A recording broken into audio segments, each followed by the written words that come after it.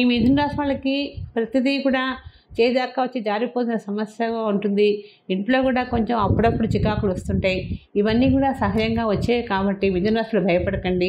అన్ని విధాలు బాగుంది. రాశి వాళ్ళకి గ్రహాలు కొంచెం ఇబ్బంది పెడుతున్నాయి. ఆరోగ్యంలో చికాకులు వస్తున్నాయి. ఈ కుటుంబంలో కూడా చిన్న చిన్న మాట భేదాభిప్రాయాలు కనబడుతూ ఉంటాయి. ఇవన్నీ కూడా సరిచూసుకుంటూ జాగ్రత్తగా మలుచుకోండి. భార్యాభర్తలు కూడా అన్యోన్య జీవితం గడుపుతున్నామని అనుకుంటారే కానీ ఏదో చిన్న విషయంలో లోపంతో ఇబ్బంది పడుతూ ఉంటారు. ఈ మిథున రాశి వాళ్ళకి సమస్య అనేది కొంతమంది వివాహం కాని వాళ్ళు కూడా వివాహ ప్రయత్నాలు చేస్తారు. చేసినా కూడా అవ్వకుండా ఇబ్బంది పడుతుంటాయి. కొంతమందికి అయితే 1-2 పెళ్ళి అయినప్పటికీ కూడా మళ్ళీ పెళ్లి చేసుకోవాలని ప్రయత్నం చేస్తుంటారు. ప్రయత్నాలు చేసినా కూడా ఫలితం కొంచెం సమయం పడుతుంది కాబట్టి జాగ్రత్తగా మలుచుకోండి. ఈ మిథున రాశి వాళ్ళకి ఎంతసేపటికి కళ్ళ తులసకం ఉండదు. కళ్ళ తులసకం లేకపోయేటప్పటికీ ప్రతి చిన్న విషయాన్ని కూడా చికాకు ఎదురవుతూ ఉంటుంది.